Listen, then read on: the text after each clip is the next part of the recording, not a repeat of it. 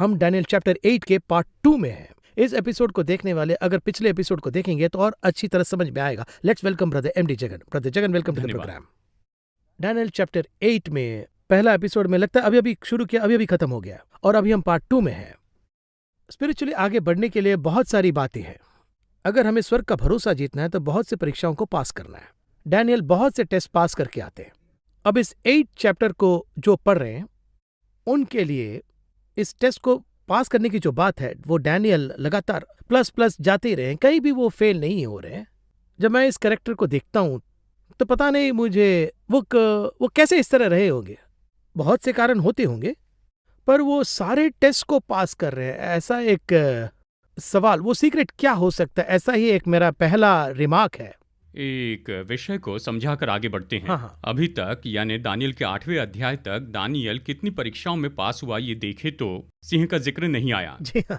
सिंहों के बारे में 6वें अध्याय में देखा हाँ, है, हमने देखा। लेकिन घटनाओं के हिसाब से देखे तो इसके बाद ही सिंह की घटना आती है। ओके। ये बेलशजर के समय का है, यानी जब मीडा फारस का राज्य आया तब उसे सिंह की मान में फेंका गया। अभी तक वो क्या पार करके आया अगर ये देखा जाए तो एक तो नबूकदनेस्सर अपने सभी ज्ञानियों की परीक्षा करता है, तब ये प्रभु से अर्थ पाकर उसे प्रकट करता है। दूसरी बात, वो प्रार्थना में नित्य रहा, खाने के विषय में विश्वास योग्य रहा। बेलशाजर के समय में इसने मजबूती से काम किया। ऐसा क्यों? नबूकदनेस्सर के समय से बेलशाजर के समय तक इस पर किसी ने ध्यान नहीं दिया। यानी एक अच्छी पोस्टिंग पर जो मनुष्य था उसे उठाकर बेकार की किसी पोस्टिंग में डाल देते ना, वैसे इस तरह से उसे डाल दिया। ये कहीं भी नहीं था। अंत में बेलशाजर की पत्नी कहती है ऐसा कोई एक व्यक्ति था, उसे बुलाकर तुम इसे पूछ लो। उसके बाद दानियल को बुलाया जाता है। तो तब तक देखिए ये भी एक परीक्षा है। एक ऊंचे पोस्ट पर रहने के बाद जहां कुछ भी नहीं ऐसी जगह पर डाल देते हैं और वहां पर 10 साल बिता देते हैं। उस जगह धीरज के साथ रहना है ना जी। बाइबल में अगितोपुल नाम का व्यक्ति था जी। अबशलोम को सुझाव देता है। उसने उस सुझाव को नहीं माना, ये जानकर वो आत्महत्या करता है। जी हाँ, वो उस तरह का कैरेक्टर है। ये ऐसा चरित्र था, मतलब मुझ में कमजोरी दिखाई। जी हाँ, इंसल्ट किया तो मैं अभी जीवित नहीं रहूंगा। देखिए इस तरह की अजितापुल की स्थिति थी। हाँ। पर ये जो है ये तो अलग था। कुछ लोग पहले बड़ी पोस्टिंग पर रहते हैं, बाद में उन्हें नीचे की पोस्टिंग दी जाती है तो फिर बस सोचते हैं कि मेरी जिंदगी तो अब खत्म हो चुकी, सब कुछ खत्म हो गया। कुछ लोग डिप्रेशन में चले जाते हैं तो कुछ लोग उनसे बर्दाश्त झेल नहीं पाते हैं। वो परीक्षा ये पास कर गया। इस तरह का एक कैरेक्टर। हाँ, आप कहते हैं ना कुछ अनजाना तो कुछ जाना पहचाना है। यही तो दानियल की एक बात थी। यानी ये नबूकदनेस्सर के समय से बेलशाजर के समय तक पहचाना न गया मनुष्य। यहां तक वो ईमानदार था, सच्चा था और सभी बातों में अपने टैलेंट साबित करके दिखाया। वहां भी देखेंगे तो राजा को पता नहीं था, रानी वो बात कह रही है। हाँ, उसी ने बताया, इन्हें बुलाकर पूछ लो, इस तरह से कहा था। और इसमें भी वो एक परीक्षा पास करता है। बेलशास्सर राजा ने कहा, उसने कहा कि तुम अगर इसका अर्थ बताओगे तो मैं तुम्हें ये सब दूंगा। उसने कहा ये सब तुम रखो। राजा को ही? जी हाँ, क्योंकि तूने मेरी इज्जत नहीं की। परमेश्वर ने मुझ पर जो अभिषेक किया उसकी तूने इज्जत नहीं की है। तुम्हारा गिफ्ट नहीं चाहिए और कुछ नहीं वगैरह कुछ नहीं चाहिए, तुम ही रखो। राजा से ये सब कहने के लिए हिम्मत चाहिए ना। हम सब क्या करते हैं? परमेश्वर मुझे फिर से उठा रहे हैं, मैं आ गया हूँ, परमेश्वर मुझे आशीष दे रहे हैं, इसलिए फिर से उसी राजा नबूकदनेस्सर के सामने झुक जाते हैं ना। इन सभी में आत्मिक स्तर की एक क्वालिटी है। साधारण मनुष्य जो भी हो, जो भी करेगा, उसे मैं नहीं करूंगा। उनकी आत्मिक गुणवत्ता को जितनी इज्जत मिलेगी तब तक उसे स्वीकार करेंगे। जो मेरी आत्मिकता की इज्जत नहीं करता है, चाहे कितना भी बड़ा हो, मुझे उसकी जरूरत नहीं। ऐसे कहा। देखिए एक बहुत बड़ी कलीसिया के बारे में कहता हूं। देखिए एक बार एक व्यक्ति प्रचारक से मिलना चाहता था। वो उनसे कुछ पूछना चाहता था, भविष्यवाणी के बारे में पूछना चाहता था। तो ये जो प्रचारक है उसे आने को कहते हैं, इन्हें आने के लिए कहते हैं। ये जो प्रचारक है बहुत बड़ी पोस्टिंग पर थे, वो कहते हैं मुझसे मिलने एक समूह आया है, अगर तुम चाहो तो तुम मेरे साथ उनसे मिल सकते हो। जरा सोच के देखिए, एक बड़ी पोस्टिंग वाले व्यक्ति हमें बुलाते हैं तो जाकर कैसे खड़े होंगे। यही उसके आत्मिक स्तर को जो महत्व दिया है, यही बात हम यहाँ दानियल में देखते हैं। ये बहुत दिलचस्प है। हम 8 चैप्टर के पार्ट 2 में हैं। इसे हम अगले भाग में मेरे लिए एक हिस्ट्री बुक जैसा है और ये थोड़ा सा फ्यूचरिस्टिक भी है। इसे हम कैसे समझेंगे? हिस्ट्री बुक नहीं है, फ्यूचरिस्टिक है। फ्यूचरिस्टिक है। हिस्ट्री में जो हुआ वो लिखा है जी, इतिहास का। तो उस समय वो हिस्ट्री नहीं था। उस समय ये हिस्ट्री नहीं थी, ये तो फ्यूचरिस्टिक विषय की बात है। अब ये अध्याय फ्यूचरिस्टिक है, जी। अभी तक ये हुआ नहीं, ये होने वाला है। जी हाँ, मैंने इसे इसलिए हिस्ट्री कहा कि अलेक्जेंडर और बहुत से राजाओं के जीवन में जो कुछ विषय हो चुका था उसे जब आज देखते हैं तो वही दृष्टिकोण में देख रहा हूँ। वैसे मैं इसी वजह से कहता हूँ, अभी आप जैसे कह रहे थे कि ये सफेद जो बकरा है वो सिकंदर के बारे में बताई गई बात जी। है। वचन यहाँ कहता है, वचन 21 में, और वो रुआर बकरा यूनान का राज्य है, उसकी आंखों के बीच जो बड़ा सिंह निकला वो पहला राजा ठहरा। ये क्या है? ग्रीक देश का राजा, पहला राजा। बकरा ग्रीक देश के राजा को दर्शाता है। करेक्ट। और उस पर एक सिंह है, एक बड़ा सिंह है, वो पहला राजा ठहरा। तो इसका क्या अर्थ है? अगर इस तरह पूछे तो ग्रीक साम्राज्य का पहला राजा। तो सिकंदर को क्या होना चाहिए था? पहला राजा होना चाहिए जी। ना। सिकंदर के पिताजी भी तो राजा थे। जी। वो कौन थे? उनका नाम था फिलिप। जी। तो फिर ये पहला राजा कैसे बन गया? ये सवाल आएगा ही ना। मुझ में भी आया। उसके बाद मैं इतिहास पढ़ने लगा। वहां आप ये देख सकते हैं, फिलिप जो था वो तो केवल मकिदुनिया के एक हिस्से का राजा था। उदाहरण के लिए कहे तो एक राज्य का। तब ग्रीक साम्राज्य बना नहीं था, ग्रीक देश तो था। जैसे कि भारत जो है वो एक समय काल में अलग अलग था, फिर उसके बाद एक भारत को बनाया गया, इंटीग्रेट किया। उसी तरह से ग्रीक साम्राज्य में जो ग्रीक अलग अलग थे, एक एक रीजन के लिए एक रीजन का एक राजा। यूरोपियन यूनियन में यूरोप के अलग अलग देश हैं, उनमें से 28 देशों को मिलाकर एक यूनियन बनाया गया। उसी तरह से ग्रीक साम्राज्य का पहला राजा कौन था? वो था सिकंदर। ओके। अलग था मकिदुनिया, फिलिप, इन सब से अलग था सिकंदर। अब देखिए, यहाँ पर मैं परमेश्वर की भविष्यवाणी का भेद बताता हूँ। उसमें वो इस तरह कहते हैं, वो सारी पृथ्वी के ऊपर ऐसा फिरा कि चलते समय भूमि पर पांव न छुआ। इस तरह कहता है। देखिए यहाँ वचन 5 में, मैं सोच ही रहा था तो फिर क्या देखा कि एक बकरा पश्चिम दिशा से, वेस्ट से, ये सब कुछ जो बता रहा है इस समय वो कहाँ पर था? ये बेलशाजर के साम्राज्य में था, बेबीलोन में, इराक में था। तो ये घटना अभी तक नहीं हुआ नहीं। तो उनके लिए ये तो वेस्ट था, ये पश्चिम में था। वो निकलकर सारी पृथ्वी के ऊपर ऐसा फिरा कि चलते समय भूमि पर पांव न छुआया। भूमि पर पांव न छुआया, इसका क्या अर्थ है? अगर ये पूछे तो बकरों के बारे में देखे तो वो छोटे कदम उठाते हैं। जी हाँ, ज्यादा स्पीड नहीं, तेजी से नहीं जाता, छोटे छोटे कदम उठाता है। चीता देखिए लंबे कदम उठाता है, उसका डेप्थ ही थोड़ा ज्यादा होती है। लेकिन यहाँ जो बकरा है वो जमीन पर पैर नहीं छुआता, बस एक ही स्ट्रेच में जाता है। कितना गहरा मतलब है, कितना मतलब है। देखिए ये भविष्यवाणी कैसे पूरी हुई। अगर इसे देखे तो सिकंदर मकिदुनिया से जब निकल पड़ा ग्रीक साम्राज्य बनाने के लिए, वो कहता है मैं पूरी दुनिया पर कब्जा करूंगा। 22 साल की उम्र में निर्णय लेता। वो जो थॉट है उसमें ये विचार आता है, I want to conquer this world, इस तरह कहता है। कुरेश के जैसा वो इनबिल्ट है। इनबिल्ट, जी हाँ, वही कुसरू ही इसकी प्रेरणा था। तो वो ये निर्णय लेता है कि इस पूरी दुनिया पर मैं कब्जा कर लूंगा। तो तब एक ही स्ट्रेच में वह तैयार होता है, तैयार होकर इंडिया तक आता है। वापस जाते समय बेबीलोन में मर जाता है। 33 साल की उम्र में मर गया। उसे एक बीमारी हो गई, उसकी मृत्यु बीमारी की वजह से हुई, ये इतिहास हमें बताता है। ऐसे में सिकंदर की जो यात्रा थी एक ही स्ट्रेच में थी, एक ही स्ट्रोक स्पीड, एक स्ट्रोक और स्पीड। इसलिए 7वें अध्याय में देखे तो चीता के जैसे दिखा, लेपर्ड। यहां देखे तो ये सफेद बकरे के जैसे दिखाया है, एक ही स्ट्रेच। तो यहाँ पर वो चीता एस्टैब्लिश क्यों नहीं हुआ? क्योंकि वो बकरी को बेस करके कह रहे हैं। अब देखिए ये जो भविष्यवाणी है इससे वो अलग तरीके से समझा रहा है। जी, यानी मीडा फारस के साम्राज्य में बकरे को एक मेमने के जैसे लाता है। इसी पर्सपेक्टिव में आ रहे हैं। इस पर्सपेक्टिव में है। इसके पीछे अगर आप थोड़ा डिटेल के साथ में देखें तो ये जितने भी लोग हैं वो सब एंटी क्राइस्ट में जाकर खत्म होते हैं। हमारे प्रभु को मेमने के रूप में बताया, परमेश्वर का मेमना। एंटी क्राइस्ट के बारे में बताते हुए वचन क्या कहता है? प्रकाशित वाक्य 13:11 में, फिर मैंने एक और पशु को पृथ्वी में से निकलते हुए देखा, उसके मेमने के से 2 सिंग थे। ये कहता है वो अजगर के समान बोलता था। पर यहां पर जो मेमना है ये तो एंटी क्राइस्ट है। एंटी क्राइस्ट तो बिल्कुल क्राइस्ट के जैसे ही, मॉडल के जैसे दिखाई देता है, पर अंदर से वो शैतान है। ये प्रकाशित वाक्य में दिया है, इसी वजह से यहां पर मेमना बताया है। तो यहां पर जब ये आता है इस जगह में, सिकंदर एक ही स्ट्रेच में पूरा जाकर आता है, आते समय बेबीलोन में मर जाता है। इसलिए यहां पर है पैर छुआए बिना, यानी एक ही स्ट्रेच में, यही अर्थ है। उसमें भी देखिए अगला वचन, इसकी खासियत क्या है? वो जो सिंह था वो तो बिना किसी के हाथ लगाए टूट गया। देखिए यहाँ पर वचन कहता है, यहाँ वचन 8 में, तब बकरा अत्यंत बढ़ाई मारने लगा और जब बलवंत हुआ तब उसका बड़ा सिंह टूट गया। एकदम पीक में रहते ही। सिकंदर 33 साल की उम्र में मर गया।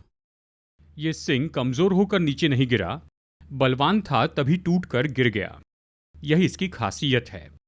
ये सब तकरीबन ये उसके 200 साल पहले की गई भविष्यवाणी है। डैनियल को सीक्रेट रिवील कर ये उसने प्रकट किया। तब तक मीडा फारस का साम्राज्य नहीं था, उसके आगे ये 200 साल के बाद में आया और उसके बाद ये लोग आए। तो स्वर्ग अपनी इच्छा से अपने बहुत ही प्रिय एक व्यक्ति से रिवील करता है, प्रकट किया। उसने ये क्यों प्रकट किया था? आने वाली बातों को मुझसे अच्छा और कोई नहीं बता सकता, इस बात का प्रभु ने सबूत दिया है। बीता समय कोई भी बता सकता है, हिस्ट्री, वर्तमान की बातें सब बता सकते हैं, थोड़ा आगे का समय अनुमान लगाकर बता सकते हैं, लेकिन 200 साल के बाद में क्या होगा ये कोई स्पष्ट नहीं बता सकता। ऐसी होती है भविष्यवाणी कि लोग समझ सके भविष्यवाणी यानी यही तो होगा। कैसे होगा? स्पष्ट रूप में परमेश्वर ने बता दिया है। ऐसे ही बस अनुमान लगाकर परमेश्वर भविष्यवाणी नहीं करते, कोई गेसिंग वगैरह नहीं। जी हाँ, long ago, so long ago, once upon a time, ऐसा वो नहीं कहते हैं। कहीं किसी देश में हो रहा है ऐसे परमेश्वर नहीं कहते। मोआब में हो रहा है, यरूशलेम में ये हो रहा है। तो यहीं पर इस 8 चैप्टर के बिगिनिंग में ही क्लियरली इस स्थान को ले आते हैं कि बाबिलोन में ये होगा। आप कोई भी भविष्यवाणी ले लीजिए, Specific इसमें है। भी बहुत यानी आश्चर्य की बात ये है, यहजकेल में 6वें वर्ष में 6वें महीने में 5वीं तारीख को इस तरह भविष्यवाणी दी है। डेट के साथ भी। डेट बताई है, इतने डिटेल से बताया परमेश्वर ने। उसमें क्या है देखिए, ये भविष्यवाणी लोगों को समझ में आए, भविष्यवक्ता को भी समझ आए। और सिर्फ वही नहीं, डैनियल में एक मुख्य क्वालिटी जो मैं ये देखता हूँ वो ये है कि यिर्मयाह ने भी कहा, आइजैक ने भी कहा कि ऐसे यहूदी लोग बहुत होते होंगे, लेकिन इनके ऊपर एक भार था कि उनसे जो कहा गया है उसकी रक्षा करना है, उसे पढ़ना है, उसे समझना है। ये जो थॉट प्रोसेस है, तो देखिए ना ये बाइबल कैसा है। ऐसा है कि इतना बड़ा प्रकाशन मिल गया है तो इसी के साथ ही वो खुश हो जाते हैं कि परमेश्वर ने मुझसे ये कहा है। बहुत से लोगों की परेशानी ये है कि कुछ दर्शन पाते हैं, उस दर्शन का अर्थ वो जानते ही नहीं है। दानियल को भी पता नहीं था, लेकिन दानियल में और इनमें क्या फर्क है? उस दर्शन का अर्थ दानियल पूछता है परमेश्वर से, रिवील करने के लिए पूछा, प्रकट करने के लिए पूछता है, परमेश्वर इसका अर्थ मुझे बताइए, इस तरह पूछता है। तो जब भविष्यवाणी जो यहाँ पर दानियल इसका अर्थ जानने के लिए कहता है, ये लगभग यानी ये तो लगभग 200 साल पहले बताई गई भविष्यवाणी है, परमेश्वर ने प्रकट किया था। उसका अगला स्टेज भी परमेश्वर ने बताया। अब एक और विषय को यहाँ देखिए, दानियल को उस ग्रीक साम्राज्य के बारे में बताने का एक कारण है। क्या कारण है पूछे तो अभी जो भविष्यवाणी बता रहा है वो समय काल बाइबल में नहीं आएगा। क्यों पूछे तो मत्ती से लेकर मलाकी के बीच का जो समय वो ग्रीक का साम्राज्य था, डार्क एजेस, एक 400 साल। उस बीच के समय में बाइबल नहीं होगी। बाइबल नहीं होगी मतलब परमेश्वर का वचन नहीं था, भविष्यवक्ता नहीं थे। उसके लिए परमेश्वर क्या कहते हैं पहले ही ये बता देते हैं। परमेश्वर का प्रेम देखिए, उस समय काल में भी देखिए, लोग जो हैं वचन न होने के कारण मिसगाइड न हो जाए, यानी वचन न होने के कारण लड़खड़ाए नहीं, तो जो भी चाहिए था पहले ही दे दिया। इसमें एक और गहरी बात यह कि प्रभु ने कहीं बात नहीं की, ऐसा हम नहीं कह रहे हैं। डार्क एजेस में भी मलाकी टू मैथ्यू उन्होंने पहले से ही बात कर रखी है। इसे हम स्टडी करने से ही हमें समझ में आगे देखने वाले हैं ना 11वें अध्याय में, यानी यहाँ पर दानियल के अंत से यीशु मसीह के आने तक पिन पॉइंट बात करते हैं, यानी कौन से राजा आएंगे, क्या क्या काम करेंगे, उतना इतने एक्यूरेट में पिन पॉइंट बताया। तो डैनियल की इस किताब को हमें सिर्फ गहराई से ही नहीं पढ़ना है कि बल्कि जानी बातें अनजान दृष्टिकोण को हमें बहुत से एंगल से लेना है। हाँ, देखिए केवल 8वें अध्याय की घटना ही नहीं, दानियल की किताब ही, इसलिए कहता हूँ 2000 साल से मनन कर रहे हैं लेकिन अब तक खत्म नहीं हुई। केवल 12 अध्याय हैं, अभी तक मनन खत्म नहीं हुआ। बहुत से लोगों के लिए विषय खत्म नहीं हुआ, वही कह रहे हैं। अभी भी हमें कहाँ पर मनन करना है ये समझ में नहीं आ रहा है। कोई भी नहीं कह सकता कि दानियल का पूरा मनन कर लिया, इतने विषय इसमें हैं। क्योंकि दानियल की किताब पर उन दिनों में मनन नहीं कर पाए तो इसकी जो दूसरी किताब है, यानी ये जो जुड़वा किताबें हैं, यानी एक और किताब आने वाली है, पार्ट 2 आने पर ये पूरा होगा। जी हाँ, तो डैनियल को ये आने वाला है ये नहीं पता नहीं। पार्ट 2 आएगा तो ये खत्म होगा। यहाँ सिकंदर के बाद 4 जनरल्स आए, जी हाँ, लगातार। उसके बाद ही इन 4 जनरल्स के बारे में यहाँ पर है। अब जरा आप यहाँ पर सोच के देखिए, एक राजा के बाद दूसरा राजा आएगा, ये तरीका जी। है, हर समय ऐसा जी। ही था ना। लेकिन सिकंदर के बाद में 4 लोग आएंगे, ये कितनी बड़ी भविष्यवाणी है। बहुत बड़ा सीक्रेट। सीक्रेट ऐसे ही नहीं बता सकते ना। बस ऐसे ही कितना guessing नहीं। स्पष्ट परमेश्वर ने कहा कि 4 लोग आएंगे। वो थे कैसेंडर, लाइसिमिकस, तलामियोस्लाटर, सिलिकोस निकोडर। 4 लोग आए। ये 4 लोग ये सिकंदर के राज्य को 4 भागों में बांट लिए। उनके हाथों में 70% दुनिया थी। बड़े आश्चर्य की बात यह है, जो कि 11वें अध्याय में है, यानी उसका राज्य, यानी सिकंदर का जो राज्य था, जो उनका नहीं है, उसके भी पार चला जाएगा, ऐसा दिया है। देखिए यहाँ 4थे वचन में, जब वो राज्य बड़ा होगा तब उसका राज्य टूटेगा और चारों दिशाओं में बंटकर अलग अलग हो जाएगा। ये 4 जनरल्स हैं, और न तो उसके राज्य की शक्ति ज्यों की त्यों रहेगी और न उसके वंश को कुछ मिलेगा, क्योंकि उसका राज्य उखड़कर उनकी अपेक्षा और लोगों को प्राप्त होगा। इस तरह से ये कहता है। कितना सटीक है, देखिए कितना परफेक्ट है, एक्यूरेट है। एक्यूरेट। कैसे कहा जाए, मेरे बाद में, इसी तरह से नबूकदनेस्सर सोचता है कि मेरे बाद में सब हम ही हैं। लिखता है सिकंदर पूरा जीतता है। सिकंदर के बाद उसका बेटा नहीं, उसका भाई भी नहीं, उसके बाद में उसका कोई रिश्तेदार, चाचा, मामा, ऐसे कोई भी नहीं। अलग ही 4 लोगों का, 4 सेनापतियों का। हेवन ने उसे पूरी तरह फोरसाइटेडली उन्हें प्लान किया और उसे उसी तरह रिवील करते आया। बहुत ही सुंदर, बहुत ही सुंदर। तो हम अगर हेवन को समझेंगे या हेवनली किंगडम प्रिंसिपल्स को समझेंगे तो बहुत से सवाल आसान हो जाएंगे। ऐसा है कि हमने बहुत कुछ कहा है, फिर से बताने जैसे है। परमेश्वर के पास हमसे बात करने के बहुत से तरीके हैं। वो बात करना भी चाहते हैं। परमेश्वर कह सकते हैं मैं परमेश्वर हूं, मैं तुमसे बात नहीं करना चाहता, ऐसे नहीं कहते। आदम के समय से परमेश्वर बात करते आए हैं। हे आदम, तुम कहां पर हो? वही जाकर छिप गया था। इनफैक्ट वो हमारे लेवल पर आ रहे हैं। हमारे लेवल तक। उसके बाद नूह से बात की, उसके बाद में इस्राएलियों से, उनसे भी उसने बात की। मूसा से परमेश्वर ने बात की, फिर मूसा ने कहा, सीधी बात नहीं की। उसके बाद यीशु ने कहा, उस समय उसे बात नहीं करने दी। भविष्यवक्ता द्वारा बात की, उन्हें भी नहीं कहने दिया। हर समय में परमेश्वर ही हमसे बात करते हैं। आगे कहा जाए तो शाऊल राजा को ये लोग ही पूछ रहे हैं हाँ। कि हमें एक राजा दीजिए। तो प्रभु खुद परमेश्वर ने कहा तुम मुझे ढकेल रहे हो, मैं तुम्हें नहीं ढकेल रहा हूं, तुम ढकेल रहे हो। तो परमेश्वर हर समय हमसे बात करना चाहते हैं। वो परमेश्वर आज भी बात करते हैं। आज लोगों की क्या परेशानी है ये पूछे तो मूसा से कहा था ना, परमेश्वर बात न करे, मूसा ही हमें बताए। आज भी लोग ऐसा ही कर रहे हैं, प्रभु के पास जाकर नहीं बैठते हैं। देखिए इस किताब में करोड़ों करोड़ों खजाने हैं। इसे लेकर आधे घंटे तक प्रार्थना करके पवित्र आत्मा पर आधारित रहकर इसे पढ़े तो परमेश्वर बात नहीं करेंगे, ऐसा नहीं है। अब इसे यहीं पर छोड़ दीजिए। अभी भी मूसा जैसे लोग ढूंढते हैं परमेश्वर मेरे बारे में क्या कहते हैं, आप पूछकर बताइए। परमेश्वर कहता है मैं तुम्हारे अंदर वास करता हूं, सारे सत्य में मैं तुम्हें चलाऊंगा, उससे भी परे आने वाली बातें तुम्हें बताऊंगा, भविष्य की बातें बताऊंगा। ये कहाँ है? बार बार बार बार बार बार 2000 साल से भी ज्यादा समय से लोगों में विचार है कि मीडिएटर चाहिए, वो जो मध्यस्थ पूछ कर बताएगा। यहीं पर मिसगाइड होते हैं। क्यों कह रहा हूं? परमेश्वर और मनुष्य के बीच में जब संबंध नहीं था तब एक मध्यस्थ चाहिए था, व्यवस्था। बीच में पर्दा था, परमेश्वर अंदर थे, लोग बाहर थे। लोग पूछते थे कि परमेश्वर क्या कहते हैं। बीच में एक मध्यस्थ था, पर्दे के भीतर जाकर विधि करता था, फिर आकर इन्हें बताता था परमेश्वर ने ये कहा। पर अब वो पर्दा हटा दिया गया है।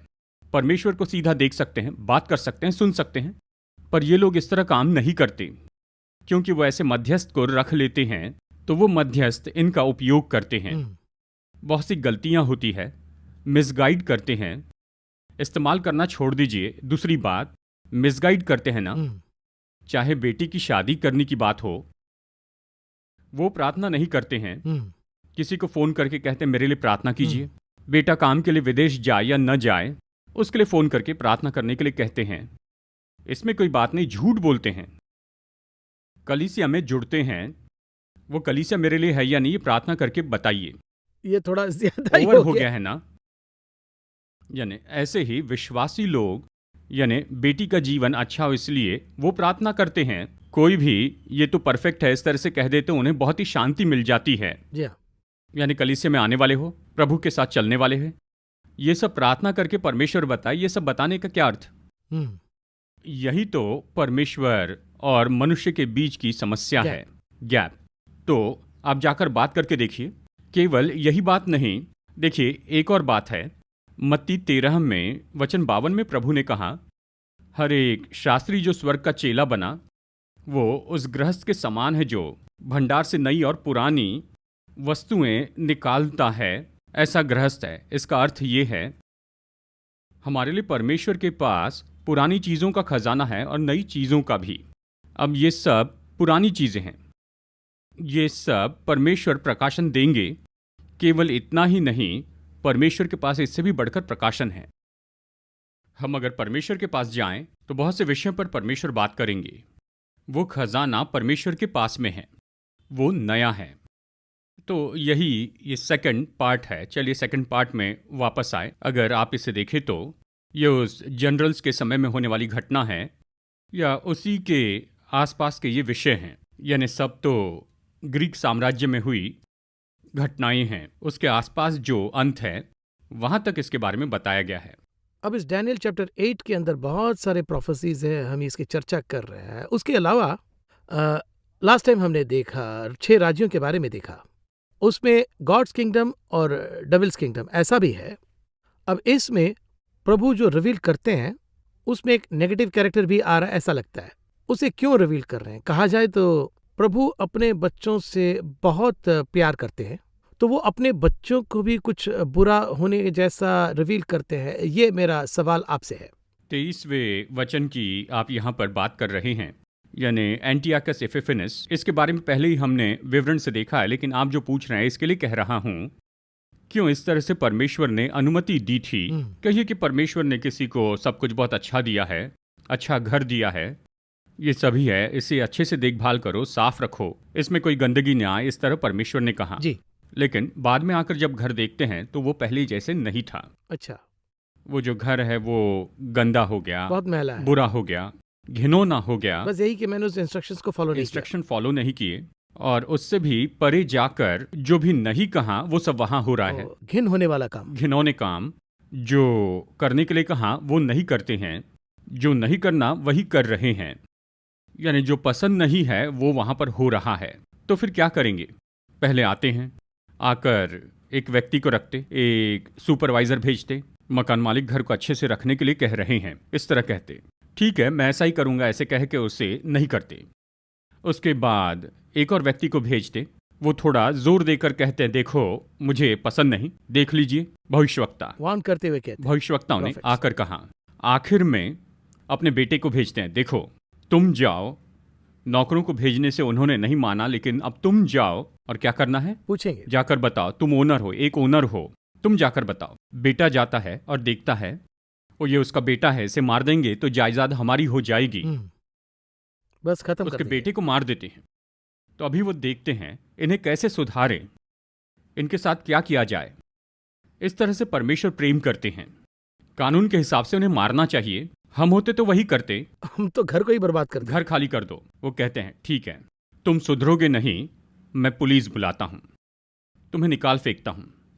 और फिर वो क्या करता है, एक क्रूर पुलिस ऑफिसर को भेजते हैं। देखिए ये साधारण लोग नहीं हैं, इन्होंने मेरे बेटे को मार दिया, सिर्फ ऐसे बात करने से नहीं होगा। एक कठोर पुलिस ऑफिसर को भेजता है, वो जाकर उन्हें बहुत मारता है, भगाकर, आंसू गैस छोड़कर, पानी की धार मारकर। ये सब करने के बाद वो मार खाने के बाद इसके पास आते हैं, भैया हमसे गलती हुई है, समझे बिना कर दिया। इसी घटना को इस्राएली लोग और परमेश्वर के साथ जोड़ के देखिए, एकदम सही मैच। वैसे ही है। देखिए परमेश्वर ने एक दृष्टांत में इस तरह से कहा, इसी तरह बताया। खेत का मालिक फसल लाने के लिए लोगों को भेजता है, तो उनमें से कुछ लोगों को मार कर, तो कुछ लोगों पर पत्थरवा करके मार देते हैं। अगर मैं अपने बेटे को भेजूंगा तो ये डर जाएंगे, इस तरह से बेटे को भेजता है। वो उसके बेटे को कमजोर समझकर सब लोग मिलकर उसे मार देते हैं। तो अभी वो मालिक क्या करेगा, यानी वो यीशु क्या करेंगे? तो इस विलन के आने का कारण हम ही है, ये कहना करेक्ट है क्या? हम ही कारण हैं। हम ही कारण, इसके बारे में सोचने की जरूरत नहीं। ओहो। बस एक ही उत्तर है, क्यों? अभी उसे सुधारने का कोई रास्ता नहीं, क्योंकि हमारा घर सही नहीं है। हाँ, अगर वो मारे तो हम सह नहीं पाएंगे। इस वजह से कुछ माता पिता क्या करते हैं, टीचर पर छोड़ देते हैं। ये शांत नहीं होता मैडम। इसे तो डिसिप्लिन सिखाने वाले वैसे टीचर होते हैं ना, वो टीचर हमें पसंद नहीं। टीचर क्या करते हैं पता है? ऐसे मारते हैं, फिर ऐसे मारते हैं, फिर घुटने टेकने के लिए कहते, फिर बाहर खड़े रहने के लिए कहते हैं, फिर ग्राउंड में खड़े रहने को कहते। आजकल तो वो भी नहीं कर रहे हैं। फिर भी बच्चे नहीं सुधरते हैं। यही तो समस्या है। हमारे साथ जो भी हुआ है, एक तरह से देखिए, हमारे गांव में एक कहावत है, घर में सुधरा नहीं तो शहर में सुधरा कहते हैं। वहां नहीं तो स्कूल टीचर सुधारते हैं, घर में शांत नहीं हुआ तो कहीं और शांत करते हैं। देखिए, इस तरह परमेश्वर ने क्या किया, पकड़ के इनके हाथ सौंप दिया। देखिए, ये तो इतिहास का सबसे बुरा राजा है। ये जो राजा एंटियाकस IV एपिफेनेस। परमेश्वर ने क्यों अनुमति दी, क्यों इनके हाथ में कर दिया, इसका कारण है, मैंने भवन को अच्छे से रखने के लिए कहा, तुमने इसे डाकुओं की गुफा बना ली है, तुम अपने अंदर जलन रखते हो, तो ये राजा आकर इन सब लोगों को निकाल देता है, वहां पर गलत बलिदान वो कर देता है। तो ये आपस में चिल्लाने लगे, अरे ये क्या हुआ, तो तुमने इतने समय तक क्या किया? जब मैं तुम्हें दे रहा था, तुमको दिया था, तुम्हें संभालना चाहिए था ना, उसे संभाल के रखना चाहिए था। तो इस तरह उन्हें छोड़ दिया। वो क्यों छोड़ रहे हैं? तुम्हें सुधरने भेज रहा हूं ताकि तुम्हें मारकर सुधारे। लेकिन यहां पर लोगों की जो सोच है वो कैसी है? एक क्रूर राजा आता है, लोगों को मारता है, तो फिर लोग क्या करते हैं, परमेश्वर इसे बदल दो, इसे बदल दो, दूसरा राजा चाहिए, दूसरा राजा चाहिए। पर ये बदलते नहीं हैं। अगर ये बदल जाए तो राजा को परमेश्वर खुद ही बदल देंगे। मेरे भेजने का उद्देश्य पूरा हो जाए तो नबूकदनेस्सर को ही बदल दिया। नबूकदनेस्सर को बदल दिया। मेरे भेजने का उद्देश्य पूरा हो गया तो मैं वहां पर दूसरे व्यक्ति को क्यों रखूं? अपराध रोकने के लिए पुलिस भेजे, अपराध खत्म हो गए तो उसके बाद पुलिस की जरूरत रहेगी। धीरे धीरे पुलिस विड्रॉ करेंगे और फिर उसके बाद में वहां पुलिस की जरूरत नहीं। अपराध रुके नहीं, लेकिन फिर भी लोग कहें कि पुलिस को हटाइए, पुलिस को हटाइए, तो हटाएंगे क्या? वो नहीं हटाएंगे। यही बात आत्मिक रीति से बता रहा हूं।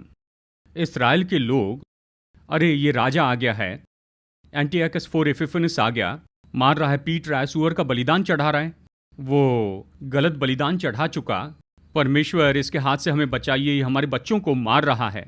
तब भी ये नहीं कहा कि मेरे घर में सब कुछ अच्छा हो जाए। हमें माफ कर दो, ऐसी प्रार्थना नहीं करते हैं। हमने गलत किया ये भी नहीं कहते हैं। डैनियल का प्रार्थना कुछ अलग तरह का है, वो हम अगले एपिसोड में देखेंगे। दानियल ने ऐसी प्रार्थना क्यों की, इसका कारण है।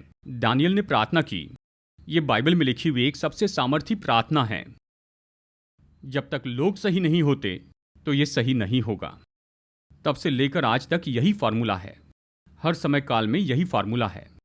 तो परमेश्वर ऐसे लोगों को अनुमति क्यों देते हैं, इसे हमें सोचना होगा। केवल लोगों को ही नहीं, लेकिन कुछ परिस्थितियां, कुछ परेशानियां क्यों आ रही हैं और किस में मुझे बदलना है। मैं बदलूंगा तो परिस्थिति बदलेगी। मैं ठीक हो जाऊं तो मेरी परेशानी प्रभु हल कर देंगे। मैं परमेश्वर की ओर देख सकूं, इसलिए प्रभु ने इसको अनुमति दी है। इस तरह जब हम समझ लेते हैं, मुश्किलें आसानी से सॉल्व होगी। यही विषय है। बहुत बहुत धन्यवाद ब्रदर जगन। इस एपिसोड का समय समाप्त हो रहा है, पर मुझे इस बात की खुशी हो रही कि जितना हम बात करते हैं उतना ही स्पिरिचुअल डायमेंशंस के अंदर अपने दर्शकों को थोड़ा सा हम नेक्स्ट लेवल पे ले जा रहे हैं, ऐसा मुझे एहसास हो रहा है। और उसके अलावा जानी बातें अनजान दृष्टिकोण में बहुत सी बातें जो हम सीख रहे हैं, वो हेवनली किंगडम को हमें समझने के लिए गॉड्स माइंड को ही नहीं, उसके हार्ट को भी समझना, ऐसा हमने देखा। सामान्य रूप में हमें लोगों को इतिहास बताना नहीं है।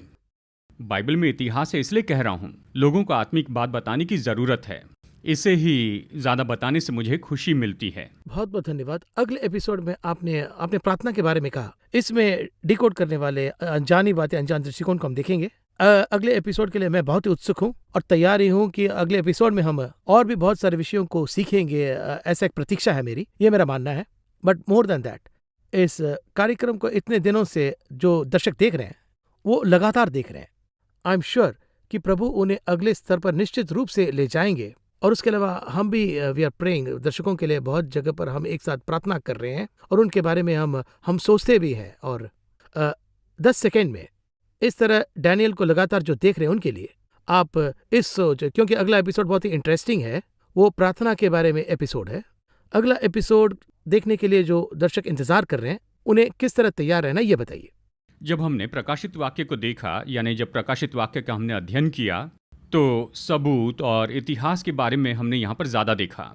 दानियल शुरू करते समय हम यहाँ पर आत्मिकता के ऊपर ज़्यादा जोर देते हैं। दानियल की किताब इस तरह मिक्स है, यानी जो लोग हैं या जो दर्शक हैं उन्हें हम इसी तरह से कह सकते हैं, ये इतिहास, ये ऐसी घटनाएं सुनने के लिए बहुत दिलचस्प होती है, लेकिन ये आत्मिक जीवन को ही बदल देती है।